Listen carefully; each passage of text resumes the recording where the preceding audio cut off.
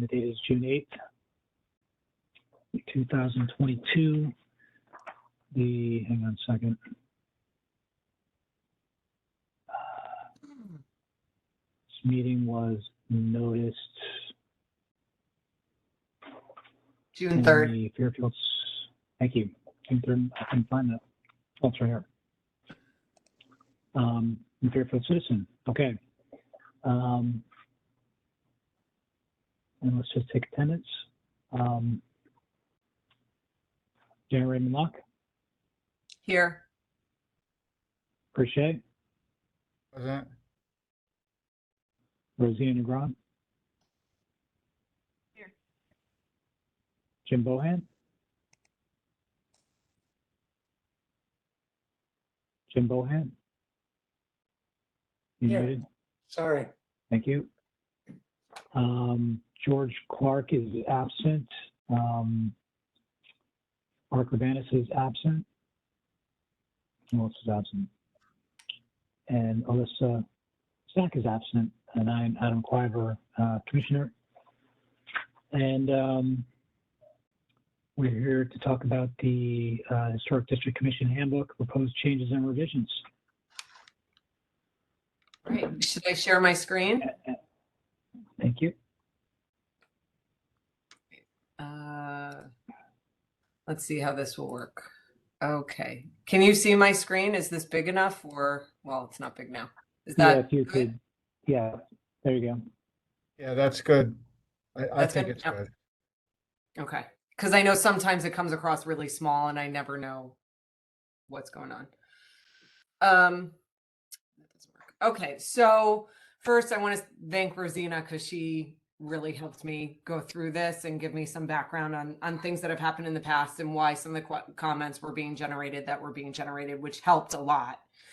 So I guess we'll just start from the beginning and kind of go through. I converted this from a PDF, so there's some issues in here that I have to figure out because like spacing is wrong and whatever, but I'm skipping through that stuff at the moment. So that is a problem. The layout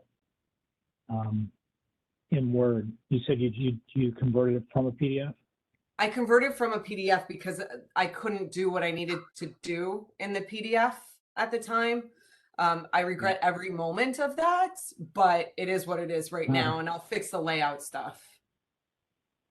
Yeah, it's really difficult to format it. Yeah, but I figure once we're done editing, I'll go back and redo the formatting so that it's not a big deal, but I don't want to keep futzing with the formatting just to change it again.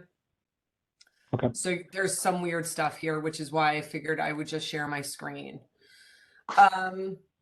So most of this beginning stuff, I didn't change at all. The only thing that I changed is where we're talking about a historic district in which any exterior change visible from a public way. I added street or place because that is the wording from the actual Connecticut state statutes. And I think that's very important because a public way can be construed as being different than a street or a place. So I've just made that consistent throughout the document. I also have to figure out where we should talk about how Fairfield is a CLG because the CLG status is quite important and it allows us to have a closer relationship with SHPO and the National Park Service in a lot of ways. For instance, when anything comes up to the state register or is going to be nominated for the national register, the HDC gets to weigh in on that, where in other places that are not CLGs, they don't. So I think that's an important thing that I have to figure out where to put within this beginning sector. Sorry, what? Nothing. Oh, I thought somebody said something. Okay. So then on page 2, there was a lot of comments about plantings and screening and that kind of stuff. I've made reference to CGS chapter 97A 7-147C, which talks about rendering advice that does not include plantings.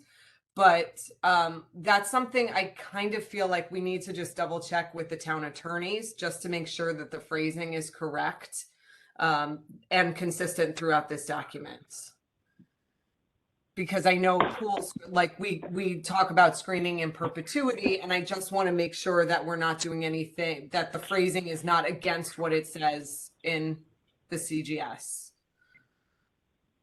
Okay, so this is the way the wording was 6 months ago. I have not changed the wording here because I'm concerned about doing something and Yep. messing up legality issues. I mean, What's this the- ultimately has to go to the town attorney to double check Right. anyway. What's the significance of the pink shading? Oh, it just means that there's a comment on it. Okay, okay. The yellow highlights are things that I specifically wanted to talk to the commission about, because they're things that I'm not quite clear on, or that in discussing it with Rosina, she and I felt deserved a bigger discussion. For instance, right here, we're talking about earthworks, which to me is a very, very specific thing. And I don't understand the context in which it is being used here. Because as an archaeologist, an earthwork is a very, very specific thing. So if somebody What could is it in explain what that is it in to me, archaeology? What it's is that like, in archaeology? so an earthwork is usually something like a ha-ha or a man-made berm. And a ha-ha, there are ha-has in Greenfield Hill, but I've only really noticed one where it's like you get to a roadway and then there's a dugout with like kind of almost a little berm that leads up into a field. So it dips down and then comes up. Or is there any That to me structure is an to it? earthwork. Sorry? Is there any structure like a retaining wall involved? No. Okay. I think this is more for like retaining walls. You know, like you know what I mean? Something that might be it's not a wall, but what might be like a retaining wall, Okay. That is not of which I think is stone. different. It could be of stone, yeah. Is Or- there a way that we could change that phrasing? Because I think earthwork is a little misleading personally. But if nobody else agrees with me, I'm happy to let that dog lie. What would you change it to? Something just a little bit more definitive. Like earthworks that function as retaining walls, for example. I can't think of I mean, I'm so used to seeing earthworks as being kind of protective things and not so much just a feature.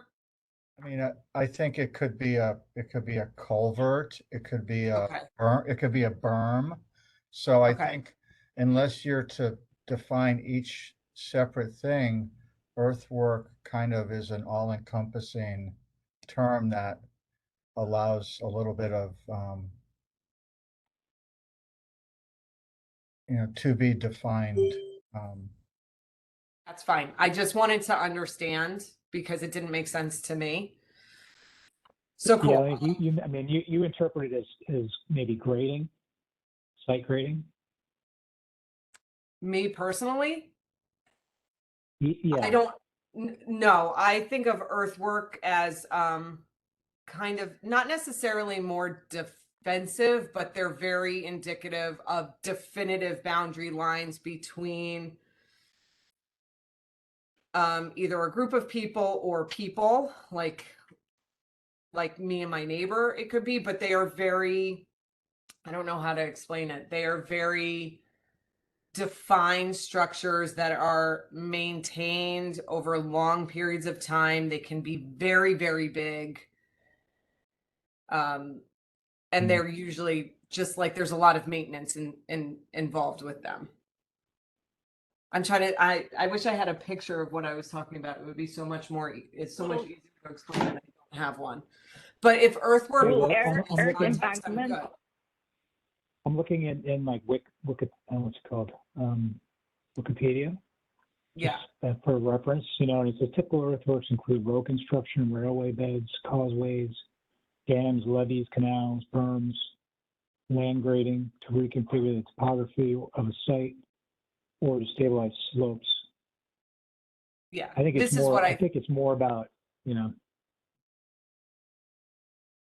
that's fair. I mean, earthworks to me, because I was educated abroad, are a very specific thing. I don't know if they're as specific here, but like this is a haha to me. Like it's a big dip in the land that could culminate in a wall.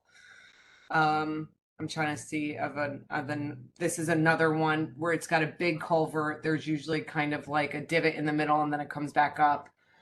It's a very specific thing to me. So I just wanted to make sure that I understood it in the context you were using it, because I know that to me that word is a very specific type of structure. So I think it sounds like a broader term than the way you were interpreting it. You know, yeah, encompasses a lot of different site work. yeah, which is totally fine. I just wanted to make sure I understood it. Obviously, I don't want to change anything that I don't fully understand. So this is something that I think I kind of tried to address below. This Historic District Commission enforcement officer shall issue a stop work order. Since you're now talking about fines, we've had some instances where there were fines involved and people that are not in compliance.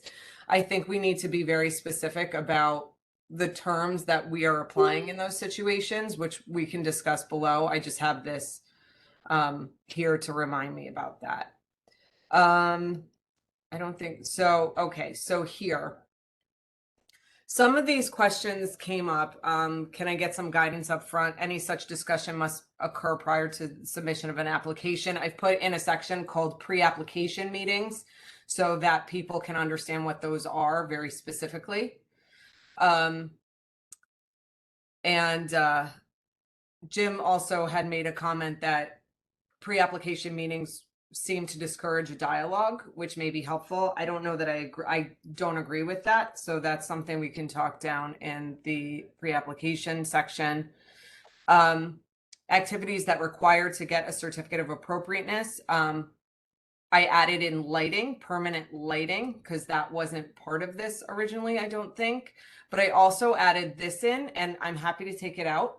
But a lot of other HDCs say if you're having temporary fixtures up that are there for 30 days or less, you don't need to get a COA. And it cuts down on COAs that come before the commission that are really not necessary to review. And then once they go over 30 days, then you can start thinking about them. I know there's one question, Rosina brought it up on Beach Avenue, where they've had fairy lights up for like 3 years. Yeah.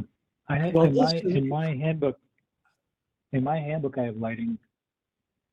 Oh, okay. Can you zoom into that a little bit? Sorry? Zoom in? Can you zoom into your Is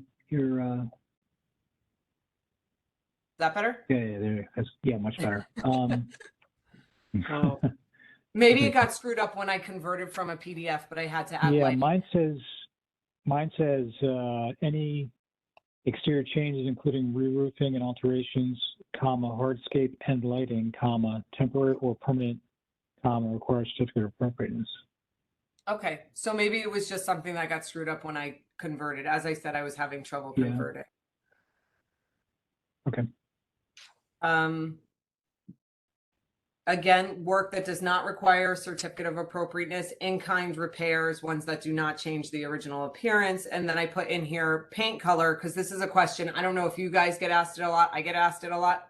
Paint color is not regulated by the commission, but the process of removal of the paint down to a historic service is regulated. So that's something I think that I personally thought needed to be called out and kind of like verbally said in a more direct way. Is that as if the intention is to keep it natural? No, just if you're removing paint down to the original surface, the method by which you're removing that paint could damage that historic surface. And we want to, like, you don't want to sandblast like a brick building, for example. So we would want to look at the ways that they are removing that paint. Okay. And that's something I tried to use best practices that other HDCs use in their handbooks. Just because there's certain things like Weathersfield's been doing this for so long, for example, and Westport has a pretty good, pretty big handbook, and various other people handle it different ways, but they all kind of have this language in there. And I thought it was important to just outright say. Daryl, are we unique in not controlling paint color, Fairfield?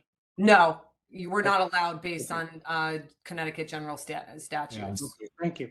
That's not a big deal, but the regulation of the removal of paint is something that we should be involved in. Tents, again, like if they're up for 30 days or less, don't require a certificate of appropriateness, because if you're having a kid's party in your backyard and the tent's going to be up for 3 days, I don't think it's necessary for them to come before the commission. If you guys disagree, I'll take that language out. Yeah, I think that's been the rule. What, 30 days or less? Yeah. Okay, great. I'm saying, I think it might actually say it somewhere, but I didn't see it, which is Okay. why I just put it in. But if it's there, I'm one of those people that I don't think it can be repeated in too many sections, because if you're not looking at that one particular section, you might miss it. So, and ultimately, hopefully that makes your life a little bit easier as chair. yeah. What is involved in a public hearing? So this was something Rosina and I were talking about back and forth. Rosina, please jump in if I'm misrepresenting us or your opinion. But it says you or your representative must appear at the hearing to present the application to the commission. And I thought it was important to explain what happens if somebody doesn't come to represent it. So I said failure to appear will result in the application being denied without prejudice. We can change that, but I think it's important for them to understand they can't just not show and we'll just table it indefinitely. I think that's good to put there. I mean, Okay. that's what happens, so it's good to let them know up front that'll happen. All right, so I'm just going to go through and accept the insertions if we're all in agreement about them, just so I know that we've discussed it. Hey, Darren, it's just that we'll have to notice the changes and approve them at hearing, and we need to be able to differentiate the Not the a problem. existing and the proposed. So okay. All right, so this I didn't change. Okay. This I didn't change. Now this was the final inspection idea was something that I had talked to you all about. This is something that other commissions definitely do. It does not have to be done by the chairman in most of those situations. But if we are going through the process of imposing fines and holding people to non-compliance, I think this is an important step that we're currently not really involved in, where somebody's when a piece of work is there's done. no final inspection. Right. And I think that's something that's definitely missing. And I think it undermines the whole non-compliance thing, because now we're just relying on people to regulate their districts when we're the ones who are supposed to be doing that. Yes. So how do we do that? So I know that right now the building department is supposed to do it, but they don't. So how other historic district commissions do it is that a member, when work is finalized, the homeowner lets the people know, or the building department know, or whomever that needs to know. Sometimes they contact the chairman, sometimes they contact the building department, whatever. Somebody from the historic district commission takes the application, goes out to the property, makes sure that they did what they said they were going to do, and signs off on it and hands it over to the building department or planning and zoning in some cases. And then the process can start for issuing a CO or a permit or whatever the case is. So it can be a very quick, easy thing. It doesn't have to be a huge time suck. I'm happy to do them while I'm out because I'm doing so many site visits anyway. But that's usually how other people handle it. And then you're cutting the important thing for me in this is that you're cutting down on people calling saying these columns are AZAC, and then you going to those homeowners and saying your columns are AZAC, and the homeowner saying these columns have been here for 3 years, and then having to to deal with a non-compliance issue going back X number of years. I just don't know how they're going to, I mean, even having like, I think the building department's going to have to notify us, for the final inspection. So I suppose that would happen after their final inspection or at the same time. Yeah. In other So places, so there'd be an element of coordination that has to happen there, which hopefully we can make happen. right. I mean, in Westport, for example, I know it's a little different because they have paid staff, but Yeah. one of the things that happened is like, we kind of did, like how town clerk has dog licensing month. We had closing of the COA month, and I would double check everybody who had done a COA for the last 12 months. Their COAs can be open for 5 years at this moment in time. They're changing that. But so if somebody had finished their COA, I would say, do you mind if I come and just double check, or have somebody come and just double check everything's done as you said they would? They said, fine. Somebody would go out there, sign off on it. They'd hand it to me. I'd put a copy in my file, give it to P&Z. P&Z could then send it to building and say, look, this is done. HDC is happy. We're happy. Now they can have a CO. But it would effectively stop that process in Westport. Other places do it slightly differently. Every town's a little bit different. It's just what would work for us. Yeah, let's figure that out. And we don't have to figure this now, but it's something that I think that we should be talking about, especially if we're going to start doing the non-compliance fines. Yeah, I mean, it's been an issue. Just people doing things, not to plan and getting away with it. Do you want me did you take care of the, if you scroll down a little bit to the,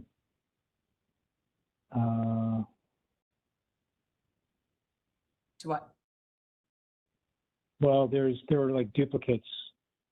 Oh, I took care of those. Okay, good. I took care of those. Yep.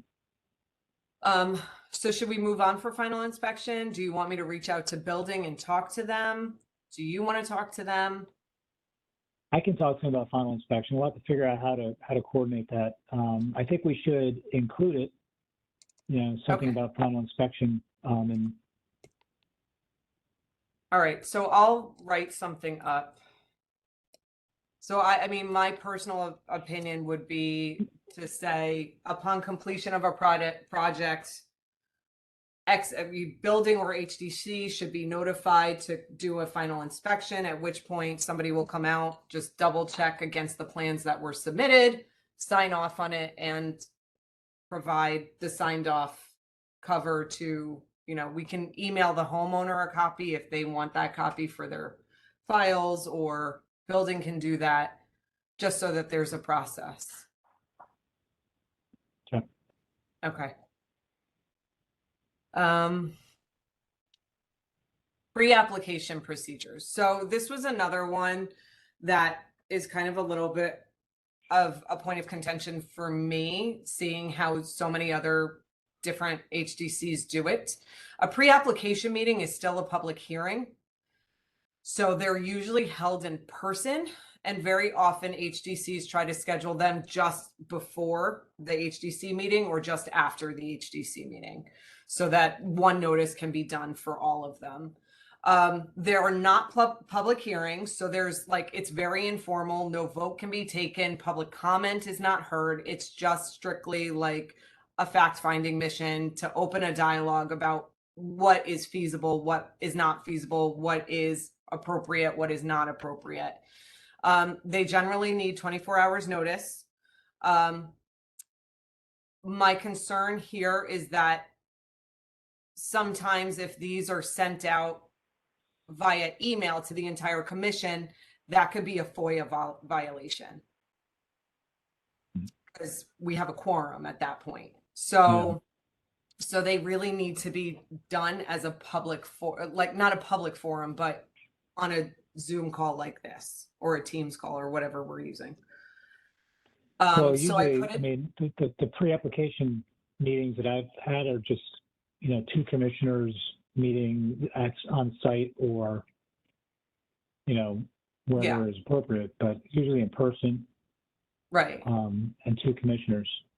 So that's fine. And a lot of other HDCs come at it with they want as many commissioners there as possible, because then they can hear the broad scope of if it's going to be supported, if it's not going to be supported, what the issues are, what the concerns Right. are from And everyone. we can so do that they're really we not can also do blindsided. that, but we usually, if we have more than two commissioners meet with the homeowner or designer, then we stagger the commissioners, so there's never more than two present. Okay. So we don't run into that quorum issue. Mm-hmm. I just think that makes it a lot harder, but if you're happy to continue that way.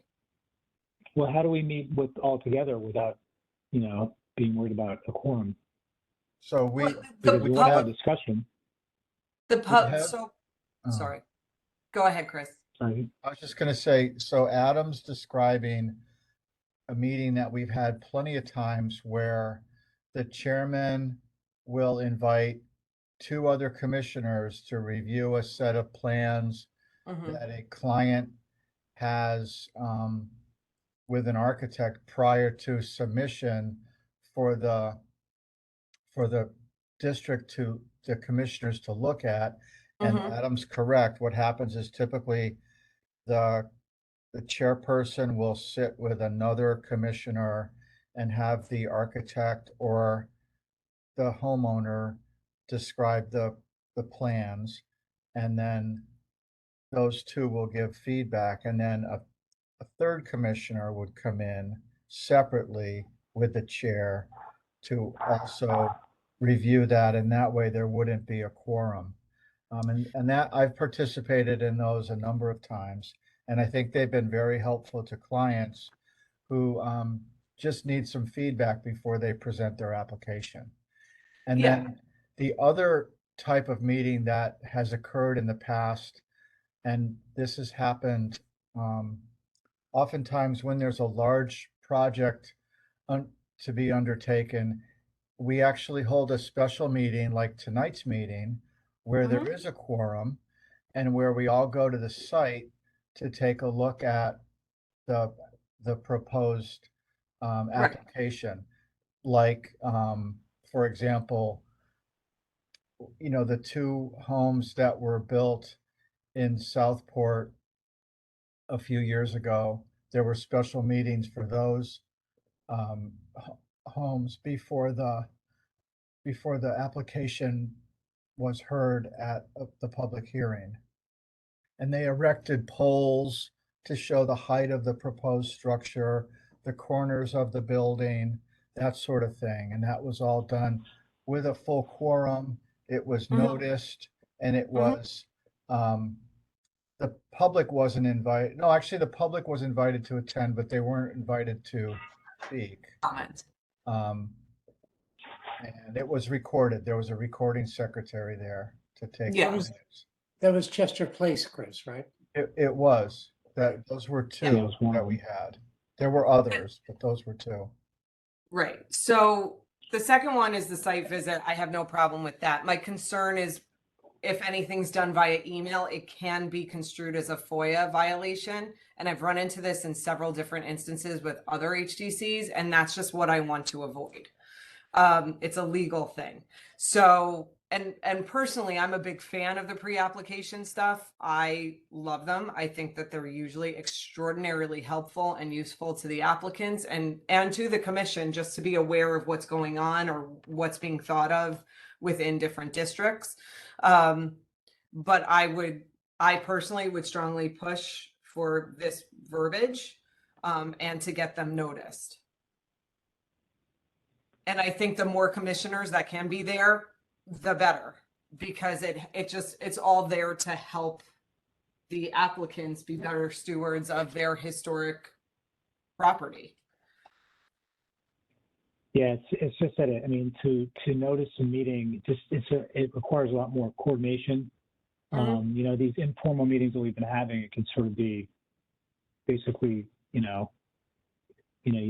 you could, like, someone could call tomorrow and say, can we, have a informal pre-application meeting, and we could, get together with them. Whereas in your scenario, they'd have to wait a week, or we haven't, noticed the meeting, and if we did it by Zoom, then that's a whole other issue that you have to coordinate with, the town to get a Zoom portal. And I mean, I understand what you're saying, but I feel like it's complicating things when Okay. it doesn't need to be, I don't think.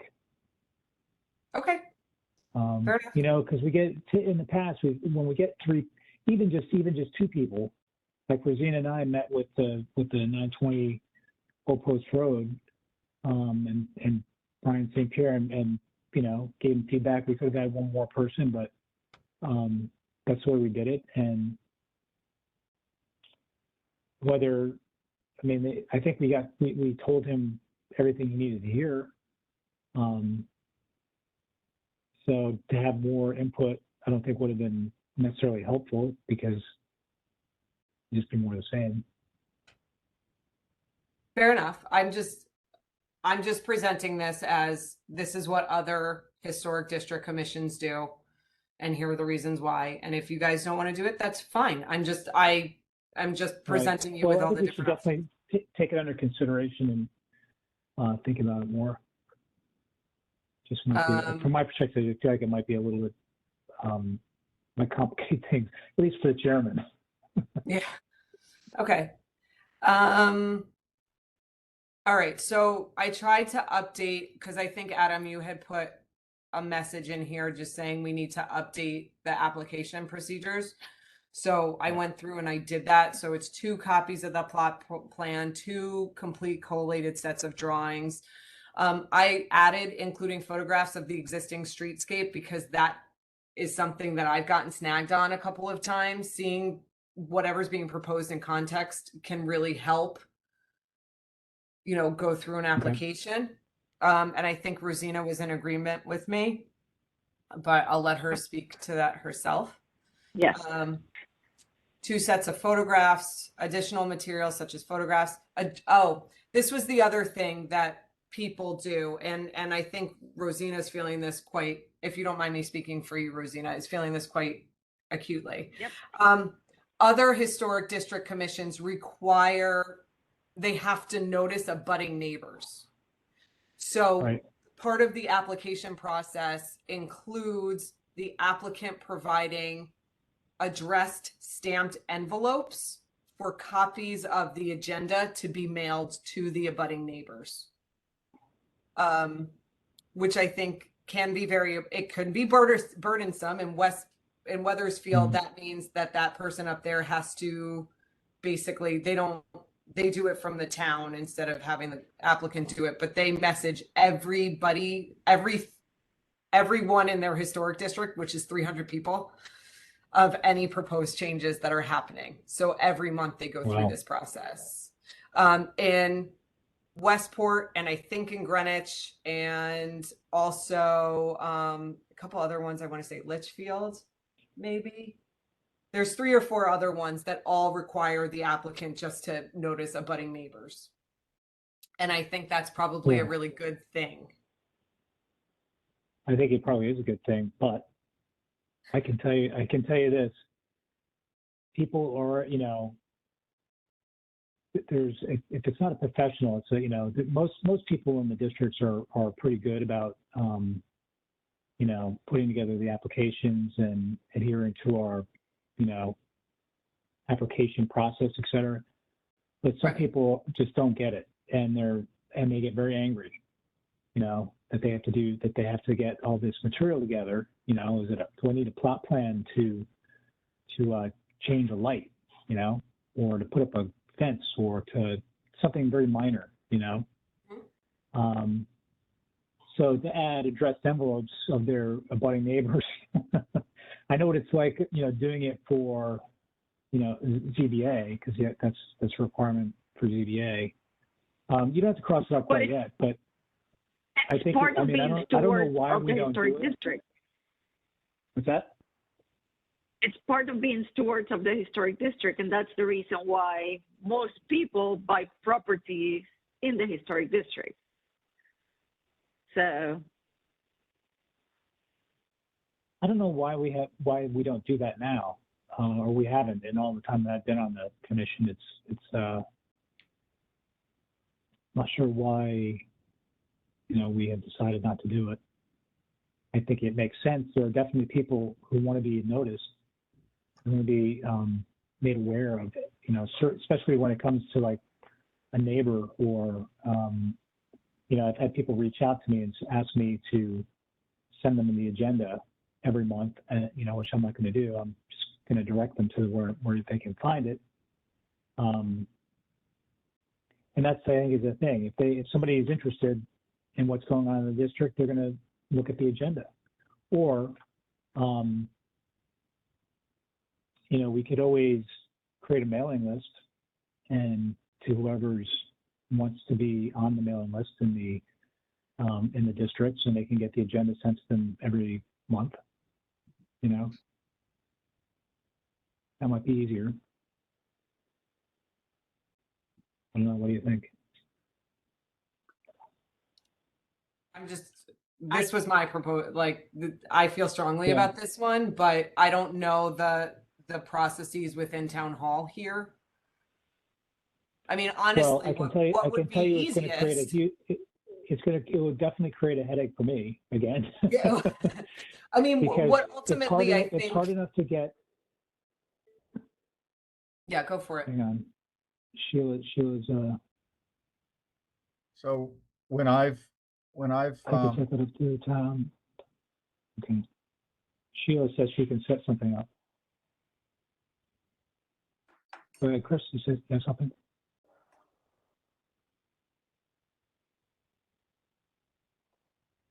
Chris, you're muted. I think. Muted.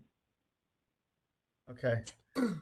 In the past, when I've submitted applications for zoning variances, you have to provide stamped addressed envelopes for the zoning department to mail out the agenda to the adjacent property owners. And it's not just abutting, it's Yeah, they've got a system. Radius. They've got a system, and they kind of map, and they tell you which specific properties you need to contact. So somebody would have to do that, and we don't have a staff. So I'm not sure how Well, that. yeah, for ZBA, you actually have to. We don't have to, but you can go and get their signature of approval to what you're proposing. Well, that's another step with the zoning variance. They also ask you to go knock on the doors and contact the adjacent property owners. And they give you the list of who those folks are. And you go and show them your proposal and ask for their acceptance or not. But that's not even, that's another step that we're not even talking about. for example, we had to do it for Trinity, St. Michael's, to put it into the local, as a local historic property. We actually had to contact every single one of the neighbors. So it's basically about the same thing. And it's not something that the historic commission has to do. It's something that falls into the owner that wants to do the project. It's in theory being stewards of the historic districts. It's just one more responsibility to the owner, which normally someone that lives in a neighborhood, they know their neighbors. So who are they going to supply the envelopes to? It's really, it doesn't matter whether or not they know their neighbors. Once you start going down that path, you either have to do it correctly every time and get some sort of proof that it's been done, like they have to be certified letters with return receipts, or you don't do it, because if you don't do it the same for everybody, then it's not fair. And the other issue is some of the stuff that we're dealing with is extremely subjective, and some of it's like kind of in your face major things. And so do you have to notice all of the neighbors around your property because you want to change a handrail? Um, if it requires a certificate of appropriateness, I think the answer would be yes, but that's a lot of work. And, you know, I don't know that that doesn't make it easier to live in a historic district and kind of maintain your property and live, peacefully without the government getting, um, you know, too much into your personal life. So I'm not sure. Yeah, I I mean, think I know, we have to I be can tell you careful. that I know that people, there are definitely people who put up with us, obviously, because they want to live in a historic district and they get it. But there are times when they question, the materials that we use. Why this? Why that? It looks the same. Why, but it's a material that's going to last longer. So I don't get it. I mean, so there are a lot of people who are frustrated with living in a historic district, even though they love it. They like the fact that it's, being protected, but there are things that are frustrating. This is just one more frustration I can imagine. Not to mention, I mean, I can't see how the process is going to work. It's hard enough the way the application process works as it is, and getting people to comply with the simple two hard copies and collated and with names Right. and addresses on it and phone numbers, and then getting them to send the PDF on top of that, and then to ask them for envelopes to abutting neighbors or maybe neighbors within a radius. First of all, who's going to tell them who those neighbors are? Is that going to be me? And if so, are they going to send me all the envelopes and I have to send out, for each application another 6, 7 agendas? I mean, I think it's, it's one thing for ZBA because you got Matt Decker down there. He's a full-time employee. But we're all volunteers, and I think it'd be unfair to ask the chairman to take on more. I mean, it's already a big enough job. Right, Chris? I think you might agree with that. Yeah, I mean, I've done your job before, and it's a lot of work, and I think that would technically fall on the clerk's duties, but the clerk doesn't have any extra time typically to do all this stuff, and I would think that you would need the zoning department to come up with which properties should be contacted, just like they do now for a ZBA application. So when the person goes to get the zoning stamp for the, that's part of this application, that's when the zoning official would say, okay, you need to contact Jim Smith, Michael Brown, Phil Fish, whatever, all these 5 properties. But again, I think it's a lot. We're asking a lot, and because it's very subjective what it is that we're looking to, or what it is that the applicant's looking to get a certificate of appropriateness for, it may or may not be something that would be important to that neighbor. I think the idea, and also that's all snail mail stuff. So and which doesn't really get delivered very well these days.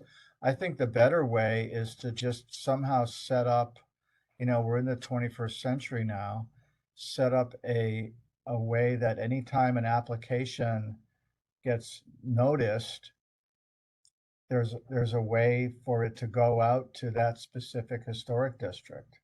it goes by email to everybody who lives in that district. I think that could Yeah, be easy if to we could set set up up. an email list, yeah.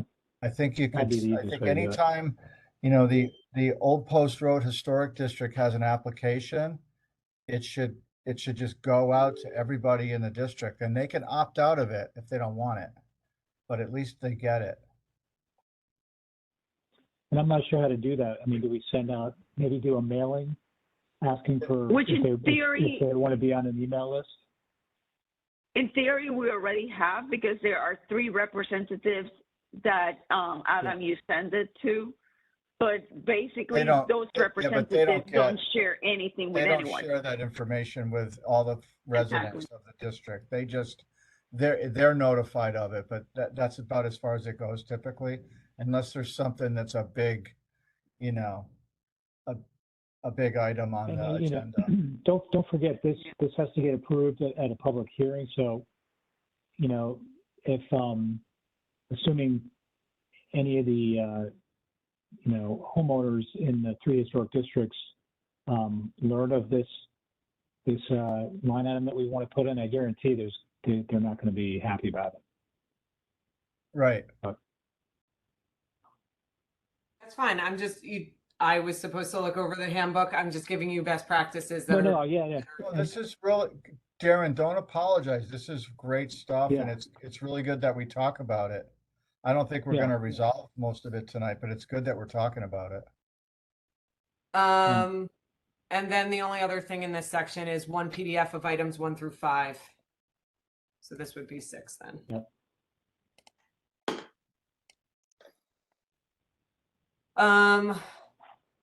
All right, we'll take that out.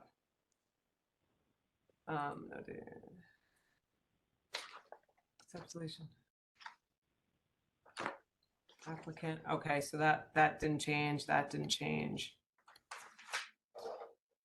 Oh, this is the section that I think Adam needs to take a look at. I think we need a section about violations under enforcement, because there has been a number of non-compliance that I think one had to do with like a skylight or something, and then there were fines being imposed. So I think there needs to be a section on violations here that outline very straight and to the point what happens for non-compliance, or if you do something that wasn't approved and it's willful. Yeah, I think that's a good idea, because it is, although it's in the Connecticut statutes, it's not easy to find. And No, yeah, I've put it in So- here. It's 147H, but yeah, I don't know what. So right now, I know, you know, fines can be no less than 10, no more than 100 for each day a violation continues, unless it's willful, and then it becomes 100 to 250.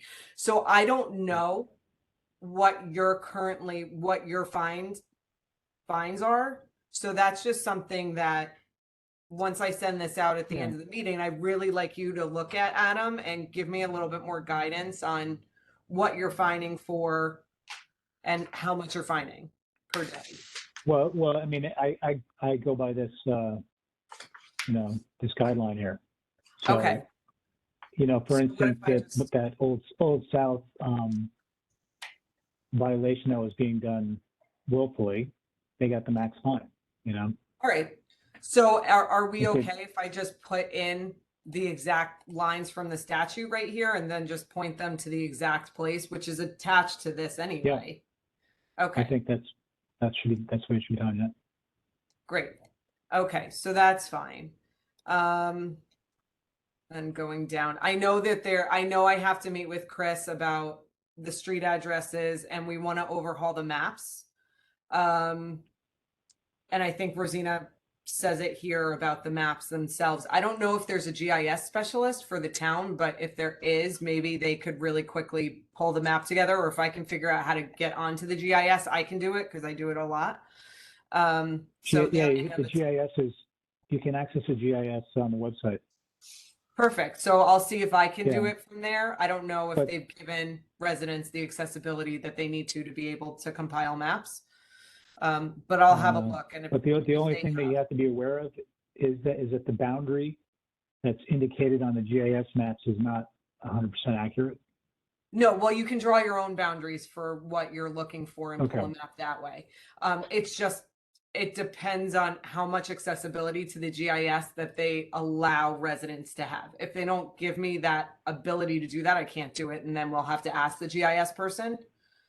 Okay. But if they give me that ability, then I can do it. I just have to remember how to do it. It's been a while. Most of this is just like formatting stuff that you see in red. Is just like the hyphens were wrong, or it didn't need to be hyphenated anymore because it changed. This didn't change really. So I think the next thing that really changed was regulated activities. Yeah. So let me just find where that is, because the page numbers are no longer correct on this one. It starts on 59. I don't think that corresponds anymore on this one. No. 58. Oh, okay, so it does. So driveways, aprons, and paths, they really didn't change. I put in an information about additional parking because somebody had brought that up, as well as aprons. Okay. Additional parking, i.e. visitor parking, should be designed so as to be as inconspicuous as possible. Apron should match material of driveway or the adjoining street. The introduction of a different material is strongly discouraged, I think, was the general consensus, but please tell me if I've gotten that wrong. I'm happy to change. I think, I mean, think we do aprons of a different material all the time. yeah, So I'm not sure. They might if do it is like a supposed to be cobble. discouraged. they might do brick or cobble, Right. to separate maybe a gravel or asphalt driveway. Usually it's a gravel to keep the gravel in.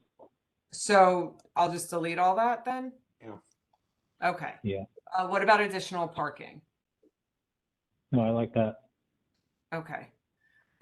Do I know that there's, Rosina, what was the street we were discussing where the additional parking was actually across the road potentially?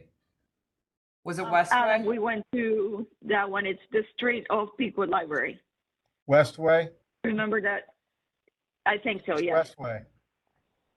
So for instances like that, one of the things that Rosina and I had discussed was on those instances, it's very close to a waterway. Do you want to discuss like pervious versus impervious surfaces in those cases? Or is that just, do we just not say I think that's anything? And part that, of our purview. That'd be a conservation okay, issue. I don't think that's an HDC issue.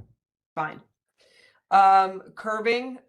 So one of the big things from Jim was reconsideration of Belgian blocks, and I think it was more of a definition issue.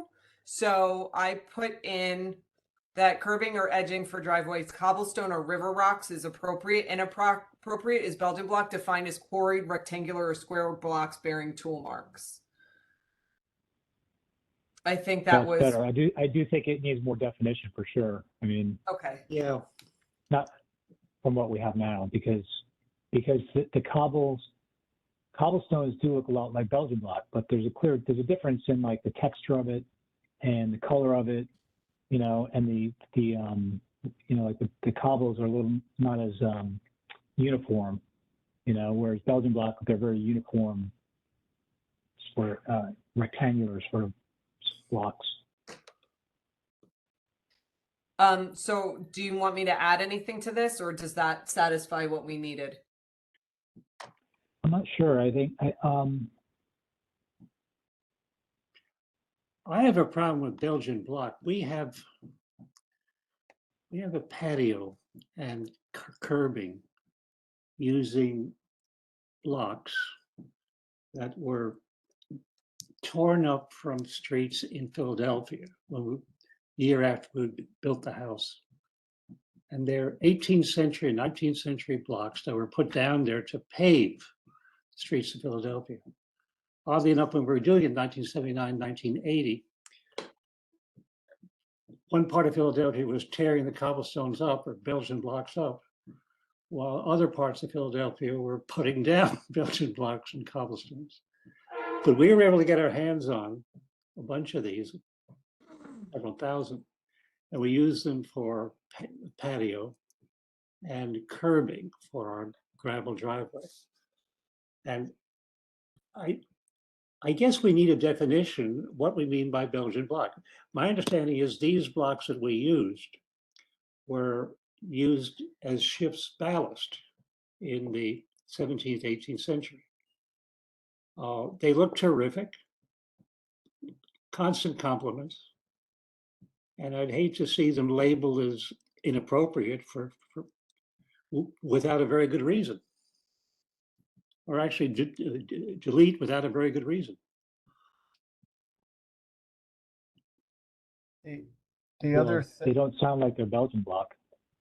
right, yeah, they sound to me like they're cobbles, or, you know, they're, Yeah. um, the other thing, there's two things on this, as far as under the appropriate, it talks here about redwood, and I haven't used redwood in 20 years because you can't get it anymore. It's all protected. So I'm not sure you can even buy redwood wood edging. That's up in the appropriate area. And then under inappropriate, Adam would probably know this, but all around the Greenfield Hill Congregational Church, when they redid that whole area, it's all granite curbing. So the commission must have approved that. It's all done with granite. So I'm surprised that that's inappropriate. Yeah. It's not bluestone, No, it's like down in Southport. it's granite. It's like long pieces of granite, you know, like 5 or 6 foot lengths or even longer. They're actually set in on an angle, but yeah, and that was So when do you think done. they were installed? That was probably done back in, like, I don't know, 2010, when they redid the church house. I think I was on the Must have commission been then. approved. I think I was on the commission then. I don't remember that happening. Well, next time you're up there, check it out. I will. What do you want me to do with the redwood? Just take it out? I mean, I I would don't I would know. leave it as redwood. Redwood is an exist. I mean, whether you can get it right now or not, I think is And what about granite curbing?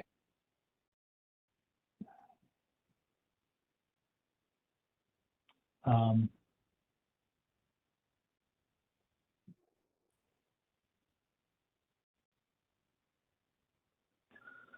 I don't know. I don't know why it's considered inappropriate. I mean, Should I move it?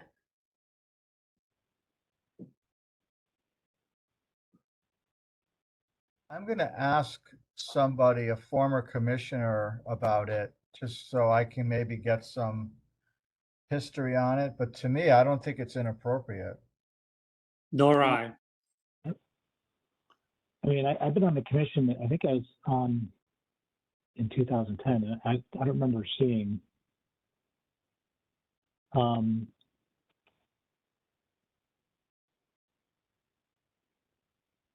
Anyway, Yeah. so I'll I don't look know. into I don't know that. who would ask? Who would you ask? I think I would ask Ellen, see if she knows anything Okay. about it, and maybe Tom. No, I mean, Tom wasn't on the commission when we did the handbook. Well, I Okay. guess he came towards the end. But I mean, all Should I this, leave it all where it these, is? there were, you know, the handbook was in a working state when we started compiling it. It wasn't anywhere near this format. Right. And I don't know who did that work. It was before me.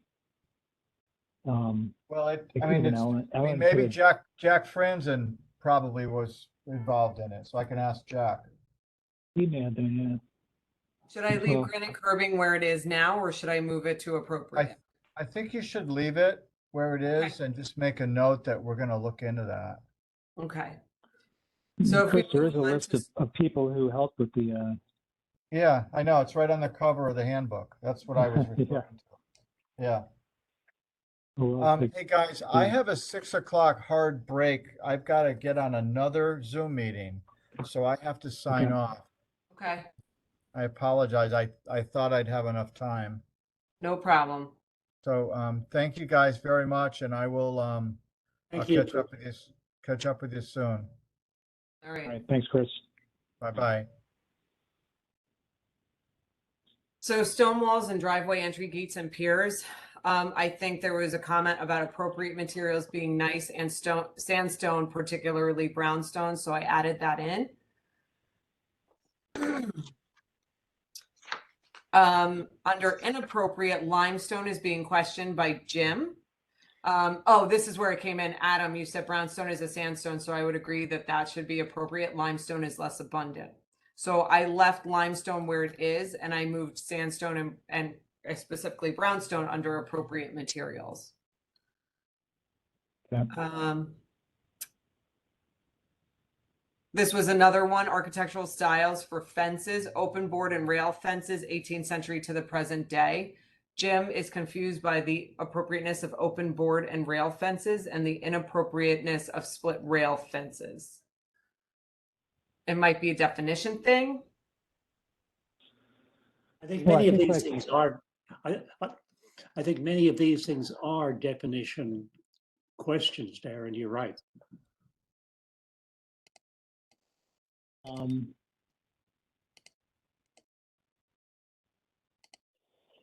Yeah, like a split rail fence would not be appropriate in village at Southport Village. You know, it's more of a, you know, like for a farm or something right, for horses. So it might well be appropriate in Greenfield Hill, but for the Old Post Road in Southport, I would say the split rail fence probably wouldn't be appropriate.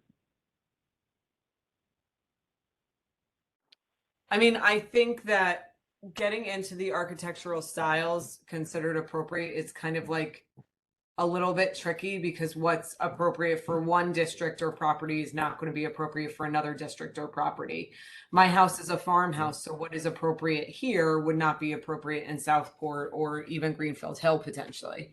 So I think some of these are a little bit tricky because it's very much situationally based. Yeah. So I'm not sure what you want to do Garden here. fence, for example. Sorry? Do we need a definition of a garden fence? What the heck is a garden fence? No idea. Yeah. I just messed up everything. There we go. A fence around the garden. And then Adam, you had said Okay. something about gates. I didn't know what you wanted to say about them. And then the other question, if you're going to talk about gates, do we need to talk about arbors? Because those have come before the commission quite a lot in the last 8 months. Yep. Could you draft Um, something you were thinking of? Because I'm not really sure. You put a note in there. I just didn't know which direction you wanted to go to with it. Yeah, I'm not sure. I think we need to say something about fences because we have like entry gates, but that's more referring to like a driveway entry gate, I think.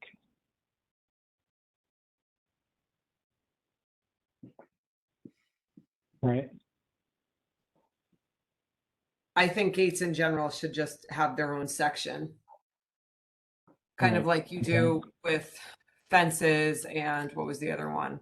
Stone walls and driveway entry gates. You don't really deal Yeah, with entry gates up here at all. Oh, entry gates. Yeah, the zone of entry should consider the following. And maybe that type of gate scale.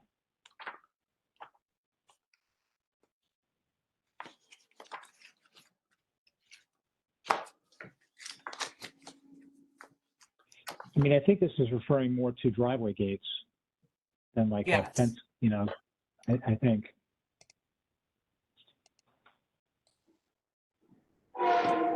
But did you, But this one is, just that, like, we've had several applications for gates in picket fences.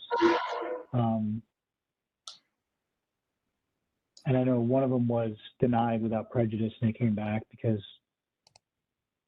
I think it was higher than the adjacent, gates or fences, something to that effect.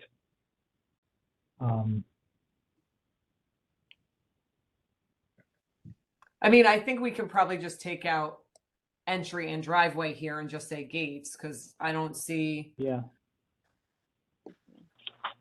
Yeah, I think that would cover it. Agreed. What about arbors?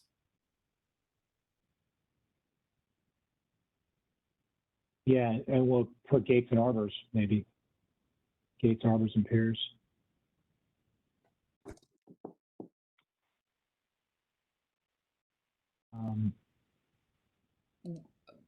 So Yeah, it and would it's really be- just saying, yeah, I mean, as long as you address it,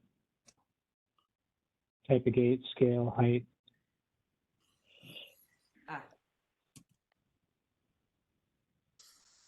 So it's the same kind of thing. Yeah, and we need to, like, on level, on item G, gate height should be equal or slightly lower than adjacent stone walls or fences. Screwed this all up. Hold on. Oh my goodness. This is the bane of my existence. I can't even tell you. Okay, there we go. So arbors, designer of arbors. Do we just change? Is it as simple as just changing the words? Yeah, I guess. I mean, yeah. Type of arbor. I mean, I don't know. I don't know that the You can take that. Well, The iron, yeah. I mean, people do have iron arbors. There are wrought iron ones. yeah. Yeah. Arbor should be set within. What about the stone gate height? wall. It wouldn't. The arbors are usually taller than, but not taller than the surrounding screening. So do we just take out G? I think you just take it out. Yeah. Yep. Okay. And now I've really screwed this all up. Can we hire somebody to deal with the formatting? Because I've just Oh my totally screwed gosh, this all. it's a mess. I'll try to put it back into the PDF and just go through it again. Oh, I did this lighting. I think I just put in lighting fixtures that will be up and in use 30 days or less do not require a certificate of appropriateness. Okay. And I think I did that pretty much with signage too. Signage Okay. up for 30 days or less doesn't require this. I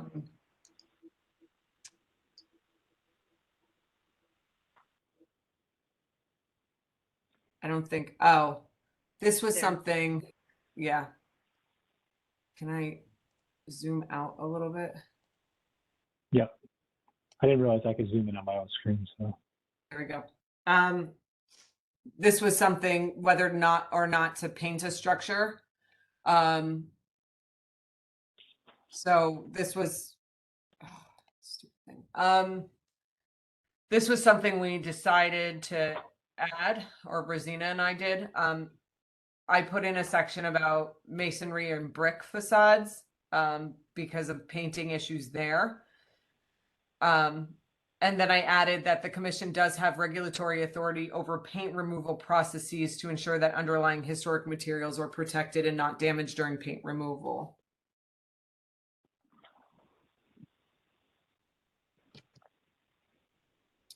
One of the things that I am concerned about in this particular instance is there are certain types of paint that are really not good for historic structures, like Rhino Shield. Do we feel that that is something that merits being put into the handbook? Because Rhino Shield actively looks for historic homes to Rhino Shields because they're sexy structures. Yeah, so you're saying, what does it do to the material? It changes the dew point of the house, Okay. which can be, you know, they market it as being like a good thing, but it really doesn't allow the materials to breathe in the same way. So you're potentially introducing a whole new level of wear to the house. And Okay. there are HDCs down south that have outright banned Rhino Shield. They say that is a Okay. regulated activity and we will never approve it. Or they put some, I'd have to relook at what they put in their handbooks. But Rhino Shield is something that a lot of HDCs, especially down south, have to contend with. Okay, I mean, if you think it's an issue, yeah, we should consider it, sure. Well, I don't know mean, much I about don't know how Rhino much Shield. of an issue it is, but it's a permanent paint. Yep. And they say you never have to repaint the house again after the Rhino Shield, and it's guaranteed for Oh. it's guaranteed for 952 years. And I've just not a good locked my thing. computer, and now I can't get back in. There we go. But it's also interesting. Rhino Shield has in their frequently asked questions, can it be applied to historic homes? And it specifically says you should always verify the rules for historic areas. They wanted And to then it says, Rhino Shield my however- house. They Yeah. wanted to Rhino Shield my house, and we almost did it. And then I looked into it, and I was like, nope. I'm not doing Well, that. My house is over 200 years old. It needs to withstand me. It needs to outlast me. So Rhino Shield is just one of those things we might want to consider discussing, or I don't know if it's as a big enough deal that we want to put something in. I mean, if somebody's thinking about Rhino Shielding their house, we don't regulate We wouldn't color, know but about that it. is something we might want to try to regulate. Yeah. yeah, chances are we wouldn't know about it though. I mean, it's just like we want to paint our house, and then they decide to use, the painter decides or talks them into using Rhino Shield. How do we know? It's a very specific company. It's not like you can't just hire like MDF painting and have them paint your house with Rhino No. Shield. You have to go to Rhino Shield. But I don't know what the paint removal processes are involved with painting Put with that Rhino on. Shield. Well, it's worth pursuing, I think. Maybe sticking something in there that addresses it. Okay. I'll try to figure out. I'll try to look into more about Rhino Shield and see what I can figure out. Okay. And then I think that's kind of it. All right. Except for the addresses Great. on the. Oh, the addresses and the maps. If Chris wants to take on the addresses issue, I'd really be grateful, because this takes a lot of time, Okay. especially if I have to go back and put this all into a PDF.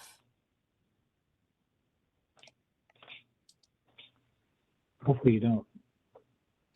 I think I might have to, because otherwise I don't know how I'm going to not spend the rest of my life fixing the formatting that I've now screwed up. Is it easier to format it in a PDF? No, I am equally as bad with that, but I think it might be easier than formatting this Word Okay. document. Does it, do you have Acrobat Pro? I do now, Okay. but even then, that, yeah. I still, I Yeah, use it's it gonna for be very hard. specific things, and PDF futzing is not one of them. I mean, I've futzed around with this, the handbook before in Word, and I've had some success with it. You're making a lot of changes, so. Yeah, I can't devote like 10 years of my life to reformatting this. And I'm scared that's Yeah, what's going to I mean- happen. Yeah, no, I know. Um, Until it just turns into a mess.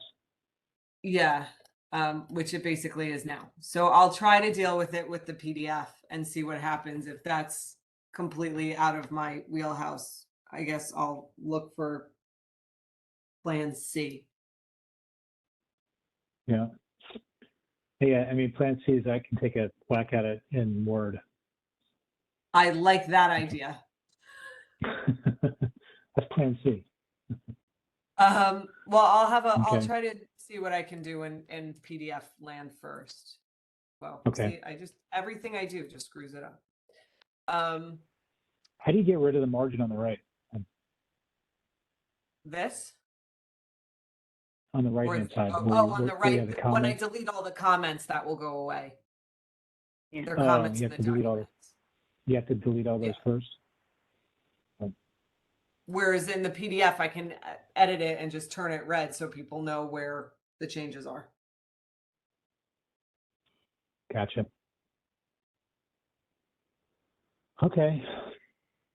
Well, thank you, Darren, for doing all that. You're welcome. Thank I you. regret every Wonderful second of job. saying I would do this. Anybody else have any comments? No? Okay. Nope. And we can get a motion to adjourn. We can be done. I'll make the motion. I'll second it. Darren seconds. All in favor? Thank you. All opposed? None opposed? We're adjourned.